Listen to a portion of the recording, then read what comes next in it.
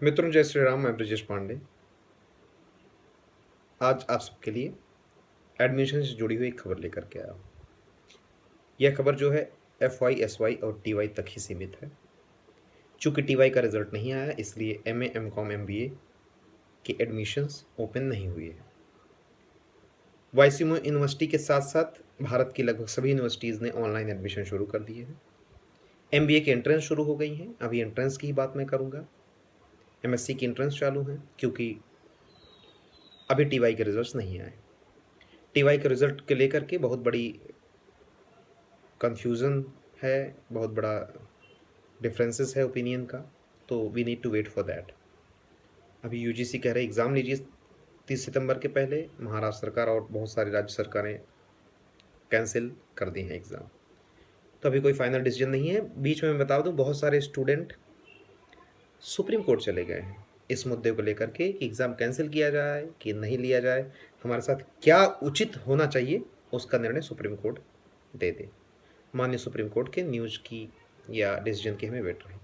अब चलते हैं एडमिशन के बारे में। सबसे पहले बात मैं आपको बता दूं, कुछ बच्चे लगातार मेरे पिछले वीडियो पे कमेंट कर रहे हैं कि सर FY का रिजल्ट नहीं आया, SY का नहीं आया, तो TY का एडमिशन कैसे हो सकता है। आपको बता दूं मैं, स्पेशली YCMOU यूनिवर्सिटी एक ऐसी यूनिवर्सिटी है कि बिना FY के रिजल्ट आए SY में एडमिशन संभव है। लाइकवाइज SY का रिजल्ट आए बिना TY में एडमिशन संभव, लेकिन बिना TY के रिजल्ट है MA MCOM में एडमिशन संभव नहीं, क्योंकि स्टूडेंट अपनी यूनिवर्सिटी भी बदल सकता है। क्योंकि यहाँ तो FY से TY तक अगर पास हैं तो ही दूसरे यूनिवर्सिटी में जा सकते हैं, अगर एक भी AT-KT है तो नहीं जा सकते। एक बड़ी बात बता दूं, अगर आपके 6 के 6 सब्जेक्ट के KT हैं तो भी आप SY या TY में जा सकते हैं। जी हाँ, तो आप बिल्कुल टेंशन ना लीजिए। अगर आपके सारे सब्जेक्ट रह गए FY या SY के, तो भी आप अपने नेक्स्ट क्लास में एडमिशन ले सकते हैं। डायरेक्ट TY में एडमिशन लेने का कोई प्राविधान नहीं है। Don't put such kind of questions in front of anyone. जो आपसे ऐसा करेगा वो समझो आपसे पैसे ऐंठ रहा है। तीसरी बात मैं आपको बता रहा हूं, यह एडमिशन जो है 21 तारीख से प्रारंभ होकर के अगस्त अंतिम 31 अगस्त तक चलेगा निःशुल्क, अर्थात इसकी कोई विलंब शुल्क नहीं ली जाएगी, केवल एडमिशन फीस ली जाएगी। उसके बाद यदि आप विलंब करते हैं 1 सितंबर से 15 सितंबर तक विलंब शुल्क के साथ आपको एडमिशन मिलेगा। चूंकि 12th का रिजल्ट आ गया है, इसलिए सभी यूनिवर्सिटीज़ BCom FY मतलब फर्स्ट ईयर, और फर्स्ट ईयर के जितने कोर्सेज हैं BSc BCom BA सब में एडमिशन चालू हो गया। इग्नू में भी चालू है, वाईसीएम में भी चालू है, मुंबई यूनिवर्सिटी, पुणे यूनिवर्सिटी, भारत की जितनी यूनिवर्सिटी, वीर बहादुर सिंह पूर्वांचल विश्वविद्यालय, श्री रज्जू भैया यूनिवर्सिटी, सब में एडमिशन चालू है। अब हम आते हैं मुद्दे की बात। अब आपको एडमिशन कैसे लेना है, आपको सिग्नेचर एक बना करके छोटा सा लिख लेना है, एक फ़ोटो आपको रखनी है अपनी, और यह एडमिशन के लिए बहुत सिंपल डॉक्यूमेंट चाहिए। जो पास करके आ रहे हैं 12th उनका सर्टिफिकेट, LCTC माइग्रेशन कोई उसमें से एक सर्टिफिकेट, पासिंग मतलब मार्कशीट 2, आधार कार्ड, और अगर पैन कार्ड नहीं है तो भी आधार कार्ड इज एनफ। अब और क्या बचता है, फोटो और आपकी सिग्नेचर। साथ में आपको ऑनलाइन पेमेंट करनी है, हर बार की तरह, हर साल की तरह। और एक बार आपको बता दूं, स्टडी सेंटर 2 फीस होती है, एक यूनिवर्सिटी फीस, एक स्टडी सेंटर फीस। तो यूनिवर्सिटी फीस आप ऑनलाइन बिना लिए एडमिशन कंप्लीट होता ही नहीं। अब बात आती है स्टडी सेंटर की फीस। तो स्टडी सेंटर की फीस आपको भीम पे, UPI, गूगल पे, अन्य किसी भी माध्यम से जो स्टडी सेंटर एक्सेप्ट करे, जल्द ही इसके बारे में भी नोटिफिकेशन आएगा कि स्टडी सेंटर की फीस कैसे दी जाती है, उसको कैसे पे करना है, उसका भी विधिवत। वैसे तो माना जाए तो 31 अगस्त ही लास्ट डेट है, लेकिन स्टडी सेंटर की फीस के लिए थोड़ा डिले चलता है। कितना चलता है यह स्टडी सेंटर ही डिसाइड कर सकता है, लेकिन 15 सितंबर के आगे तो नहीं ही जा सकता है, क्योंकि वही विलंब के साथ होती। स्टडी सेंटर आपको बुक्स उसके बाद दिलवाना शुरू करेंगे। जब तक आप स्टडी सेंटर में फीस नहीं भरेंगे, पहले तो नियम यह था कि ऑनलाइन जो आप पेमेंट करते हैं, ऑनलाइन जो एडमिशन लेते हैं, इसका प्रिंट आउट लेके स्टडी सेंटर जाना होता है। चूंकि सोशल डिस्टेंसिंग और कोविड का लॉकडाउन चल रहा है, इसलिए आपको स्टडी सेंटर विजिट नहीं करना है। जी हाँ, स्टडी सेंटर जाने की आवश्यकता नहीं, सब कुछ अपने मोबाइल पर आप कर सकते हैं। साइबर कैफे भी जाने की आवश्यकता यूनिवर्सिटी ने नहीं जताई है। सबसे इंपॉर्टेंट बात कह रहा हूं मित्रों, अपने किसी मित्र को भरने मत दीजिए, अपने किसी रिश्तेदार को मत दीजिए। ऐसा मैं नहीं, ऐसा यूनिवर्सिटी कह रहा है। पिछले वर्ष लगभग हजारों बच्चों ने मुझे कंप्लेन किया था, सर मेरा एडमिशन तो हो गया, पैसे तो मैंने इनको दे दिया, लेकिन मेरा एडमिशन दिखा नहीं रहा, मेरा पीआरएन नंबर जनरेट नहीं दिया। उनके साथ ये हो गया था मित्रों कि पैसे ले लिए थे लेकिन उन्होंने उनका एडमिशन नहीं किया था। एडमिशन फीस की आप बार बार पूछते सर एडमिशन फीस कितनी है।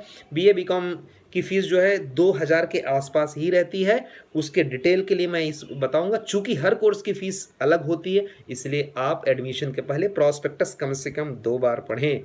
प्रॉस्पेक्टस में सारे सब्जेक्ट्स कैसे लेने हैं, फीस कितनी है, एग्ज़ाम फीस कितनी है, ईयर वाइज कितनी फीस लगेगी, कैसे देना है, स्टडी सेंटर की फ़ीस कितनी है, सबके बारे में डिटेल दिया रहेगा। अगर फिर भी नहीं आता है तो वीडियो देखने के लास्ट में आप बिल्कुल कमेंट करिए, यह वीडियो मैं बहुत ध्यानपूर्वक बना रहा हूँ। अब हम चलते हैं आगे। आगे की बात यह है कि सोशल डिस्टेंसिंग का पालन करना है। ऑनलाइन आपको ये भरना है, ऑनलाइन भर करके आपको पूरी तैयारी के साथ, जब तक श्योर नहीं हो जाते तब तक सबमिट ना करना। श्योरिटी मतलब जब तक सारा डिटेल, नाम में मोबाइल नंबर, एड्रेस, क्योंकि बहुत प्रॉब्लम होती है लास्ट में। और स्टडी सेंटर सेलेक्ट करते समय आपको ध्यान रखना होगा कहाँ कौन सा स्टडी सेंटर आप ले रहे हैं। अगर आप स्टडी सेंटर एफवाई के हैं, किसी और जगह थे, एसवाई में कहीं और, तो लगे हाथ चेंज करके आप अपना स्टडी सेंटर भी बदल सकते हैं। एटी केटी के ऊपर अभी तक यूनिवर्सिटी का एक ही निर्णय आया है कि पिछले वर्षों के सब्जेक्ट में जितने मार्क आए हैं उसी के एवरेज पे आपको मार्किंग सिस्टम दे दें। ऐसा वाईसीयू ने अपने पोर्टल पर अपलोड किया है, इसका वीडियो आप देख भी सकते हैं। किंतु एटी केटी को लेकर अभी तक राज्य सरकार की तरफ से ऐसा कोई नोटिफिकेशन नहीं आया है, और जब यूजीसी ने भी अभी कोई नहीं दिया है, तो एटी केटी एग्ज़ाम हो भी सकते हैं। बीच में ऐसा एक सजेशन बोर्ड, एक समिति गठन हुई थी, उन्होंने दिया था, लेकिन राज्य सरकार अभी तक उसको मनोनीत नहीं किया है, ओके नहीं किया है, इसलिए यूनिवर्सिटी के पोर्टल पे शायद अभी नहीं आ पाया है।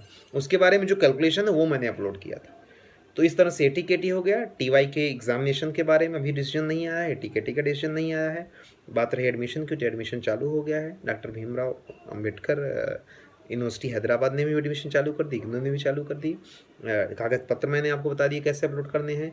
और ध्यान रखना कि अगर कोई समस्या होती है एडमिशन की, यूनिवर्सिटी ने अपना एक हेल्पलाइन नंबर भी जारी, एक मतलब 2-3 नंबर जारी किए हैं, जिस पे आप संपर्क करके यूनिवर्सिटी से आप पूरी सहायता ले सकते हैं। किसी प्रकार की कहीं भी कोई भी समस्या, जैसे 0253 नासिक का कोड है, स्टडी कोड है, उसके बाद 2231-715 एक नंबर है, दूसरा है 0253-2230-580, यही नंबर लगातार रहता है। अगर आपको कोई समस्या आ रही तो नोंदणी nondani@ycmu.digitaluniversity.ac पर आप ईमेल भी कर सकते हैं। अगर प्रॉब्लम है पेमेंट को, कहीं पेमेंट फंस गया, नहीं हो रहा है, प्रॉब्लम आ रही, तो उस केस में आप दूरध्वनि क्रमांक मोबाइल से 8180802888 या हेल्प डेस्क bank888@gmail.com पर आप संपर्क कर सकते हैं।